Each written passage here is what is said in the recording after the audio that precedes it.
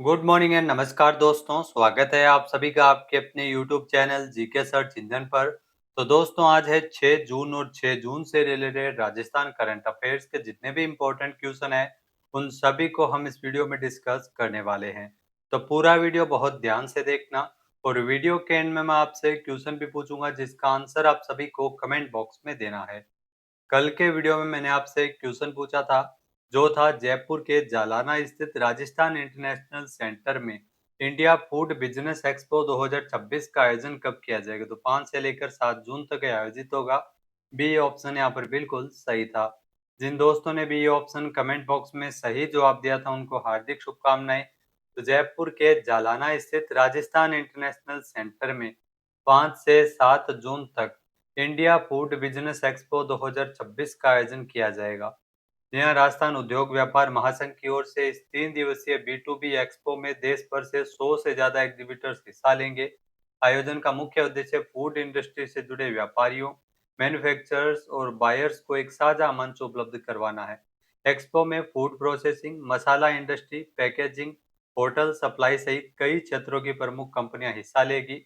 आयोजन की विशेष बात यह है कि इसे भारत सरकार के MSME मंत्रालय से स्वीकृति प्राप्त है और इसके तहत पात्र एग्जीबिटर्स को 80,000 रुपए तक की सब्सिडी का लाभ मिलेगा। तो चलिए शुरू करते हैं, लेकिन उससे पहले कल के क्वेश्चन के रिवीजन कर लेते हैं। तो कल के 5 महत्वपूर्ण क्वेश्चन है।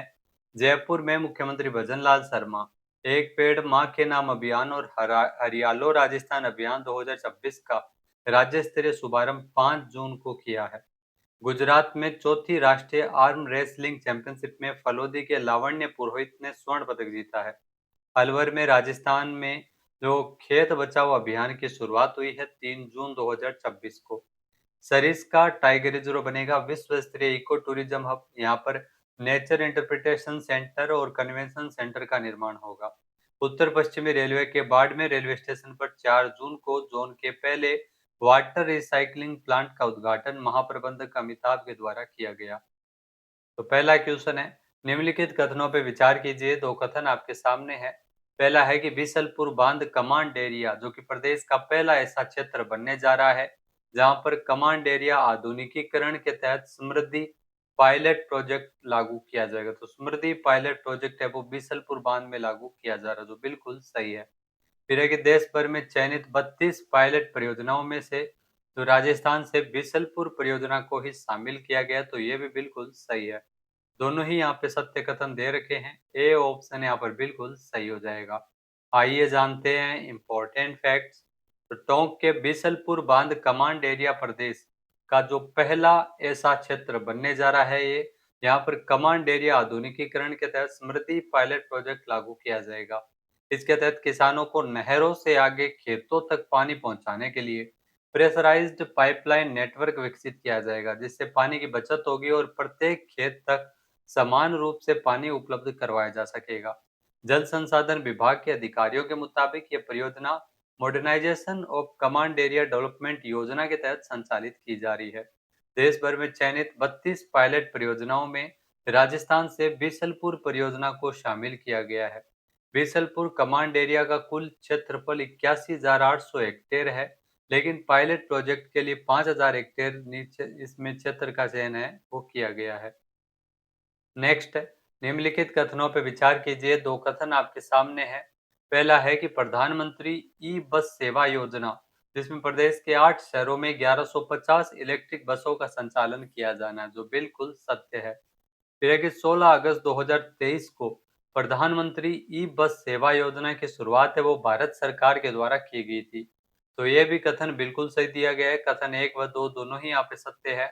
ए ऑप्शन यहाँ पर बिल्कुल सही हो जाएगा। आइए जानते हैं इंपॉर्टेंट फैक्ट्स। तो प्रधानमंत्री ई बस सेवा योजना इसमें प्रदेश के 8 शहरों में 1150 इलेक्ट्रिक बसों का संचालन किया जाना है। इसके तहत संचालन के लिए गठित राज्य स्तरीय संचालन समिति की दूसरी बैठक मुख्य सचिव बी श्रीनिवास की अध्यक्षता में हाल ही में आयोजित की गई थी सचिवालय में। और 5 इसका आयोजन किया गया था हाल ही में। राज्य के ध्यान रखना 8 शहरों को 1150 ई बस आवंटित की गई है टोटल 8 शहरों के लिए, जिसमें सर्वाधिक बसें जयपुर से है 450 जो बसें हैं वो जयपुर को आवंटित की गई है, जोधपुर को 125 बसें, बीकानेर को भी 125 बसें आवंटित की गई है। 16 अगस्त 2023 को प्रधानमंत्री ई बस सेवा योजना, जो कि केंद्र सरकार के द्वारा शुरू की गई एक प्रमुख हरित गतिशीलता यानी ग्रीन मोबिलिटी पहल है। इसका मुख्य उद्देश्य सार्वजनिक निजी भागीदारी पीपीपी मॉडल के जरिए देश भर के 116 शहरों में 10,000 आधुनिक इलेक्ट्रिक बसें तैनात करना है। नेक्स्ट है अस्मिता खेलो इंडिया महिला साइकिलिंग सिटी लीग 2026 का आयोजन राजस्थान के कितने शहरों में किया जा रहा है? तो 7 शहरों में इसका आयोजन है वो किया जा रहा है। बी ऑप्शन यहाँ पर बिल्कुल सही है। आइए जानते हैं इम्पोर्टेंट फैक्ट्स। तो अस्मिता खेलो इंडिया महिला साइकिलिंग सिटी लीग 2026 का आयोजन राजस्थान के 7 प्रमुख शहरों में किया जा रहा है, जिसमें भीलवाड़ा, गंगानगर, जयपुर शामिल है। राज्य में मेगा इवेंट 1 से 14 जून के बीच आयोजित हो रहा है। विश्व साइकिल दिवस है वो विश्व साइकिलिंग दिवस 3 जून को मनाए जाने का मुख्य उद्देश्य लोगों को स्वास्थ्य और पर्यावरण के प्रति जागरूक करना है। विश्व साइकिल दिवस के उपलक्ष्य में cycling federation of India, Khelo India, fit India के सहयोग से देश भर के 200 शहरों में अस्मिता खेलो इंडिया महिला साइकिलिंग सिटी लीग 2026 का आयोजन किया जा रहा है। राजस्थान साइकिलिंग के जो चेयरपर्सन है सारिका चौधरी के मुताबिक महिलाओं और बालिकाओं को खेलों में बढ़ावा देने के लिए पहल की जा रही है। नेक्स्ट है निम्नलिखित कथनों पर विचार कीजिए। दो कथन आपके सामने है। पहला है कि राजस्थान पुलिस अकादमी के ऑडिटोरियम में ट्रांसजेंडर समुदाय के अधिकारों और कल्याण संबंधी एक दिवसीय कार्यशाला 2 जून को आयोजित की गई, जो बिल्कुल सही है। फिर है कि राज्यव्यापी ऑपरेशन स्माइल के तहत इसका आयोजन है वो किया गया है, तो ये भी बिल्कुल सही है। इसमें ध्यान रखना कथन 1 व 2 दोनों ही यहाँ पे सत्य दिए गए हैं। सी ऑप्शन यहाँ पर बिल्कुल सही हो जाएगा। आइए जानते हैं इम्पोर्टेंट फैक्ट्स। तो राजस्थान पुलिस मुख्यालय के निर्देशानुसार पुलिस आयुक्त जयपुर के निर्देशन में राज्यव्यापी ऑपरेशन स्माइल के तहत 2 जून को राजस्थान पुलिस अकादमी परिसर के ऑडिटोरियम में ट्रांसजेंडर समुदाय के अधिकारों और कल्याण संबंधी एक दिवसीय कार्यशाला का आयोजन है वो किया गया। इस कार्यशाला का उद्देश्य ट्रांसजेंडर समुदाय के उनके अधिकारों के प्रति जागरूक करना तथा थाना स्तर के नोडल पुलिस अधिकारियों को संवेदनशील बनाना है। ऑपरेशन स्माइल की अगर बात करें तो राजस्थान में ऑपरेशन स्माइल, जो कि राजस्थान पुलिस की एक पहल है, जिसका मुख्य उद्देश्य ट्रांसजेंडर समुदाय को उनके संवैधानिक अधिकारों के प्रति जागरूक कर उन्हें समाज की मुख्य धारा से शामिल करना है। राज्य के सभी जिलों में पुलिस थानों में हर महीने की 10 से 12 तारीख को यह अभियान चलाया जाता है। नेक्स्ट क्वेश्चन है दौसा में आयोजित 7वीं Rajasthan state junior under 17 boys and girls boxing championship में मुक्केबाज महक सिंगल ने कौन सा मेडल जीता है? तो आप देख सकते हैं मुक्केबाज महक सिंगल, इन्होंने जीता है स्वर्ण पदक। ए ऑप्शन यहाँ पर बिल्कुल सही हो जाएगा। तो मुक्केबाज महक सिंगल स्वर्ण नहीं जीता है, इन्होंने कांस्य पदक जीता है। सी ऑप्शन बिल्कुल सही है। दौसा में ये 7वीं Rajasthan state junior under 17 boys and girls boxing championship का आयोजन किया गया था दौसा में, जिसमें मुक्केबाज महक सिंगल ने कांस्य पदक जीता है। आइए जानते हैं इम्पोर्टेंट फैक्ट्स। तो दौसा में 7वीं Rajasthan state junior under 17 boys and girls boxing championship, जिसमें एकेजी बॉक्सिंग क्लब की मुक्केबाज महक सिंगल ने कांस्य पदक जीतकर नाम रोशन किया है।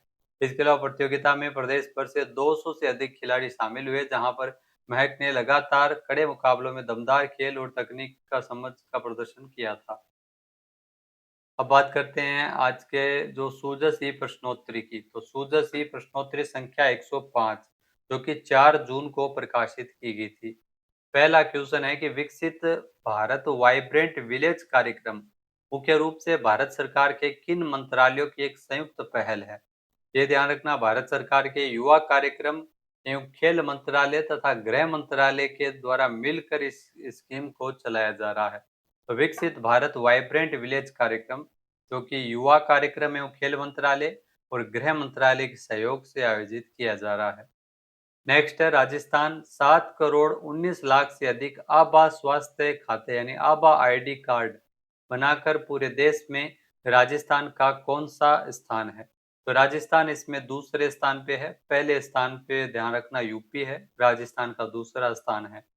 फिर है कि वाहनों की पहचान सुनिश्चित करने के लिए फर्जीवाड़े को रोकने के लिए किस प्रकार की नंबर प्लेट लगाना अनिवार्य किया गया है? जो नंबर प्लेट है हाई सिक्योरिटी रजिस्ट्रेशन प्लेट को अनिवार्य किया गया है। बी ऑप्शन यहाँ पर बिल्कुल सही है।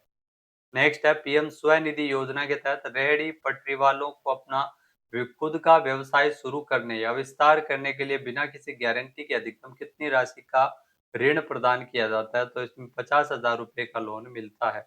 सी ऑप्शन बिल्कुल सही है। नेक्स्ट है पंच गौरव योजना में एक जिला एक उपज के तहत झुंझुनू जिले की उपज कौन सी है? झुंझुनू जिले की उपज है वो सरसों है। डी ऑप्शन बिल्कुल सही है। अब बात करते हैं आज के हमारे क्विज के, जिसका आंसर आप सभी को कमेंट बॉक्स में देना है। तो आज का क्विज है, राजस्थान में खेत बचाओ अभियान की शुरुआत 3 जून को कहाँ की गई? तो एक बार फिर से सुनेगा, राजस्थान में खेत बचाओ अभियान की शुरुआत 3 जून को कहाँ से की गई थी?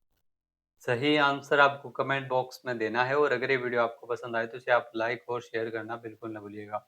चैनल पे नए जुड़े हो, सब्सक्राइब नहीं किया है तो अभी सब्सक्राइब बटन पे क्लिक करें। इस वीडियो की जो पीडीएफ फाइल है वो आप वीडियो के डिस्क्रिप्शन बॉक्स से डाउनलोड कर सकते हैं। क्वेश्चन आंसर आप वोट करके भी कर सकते हैं।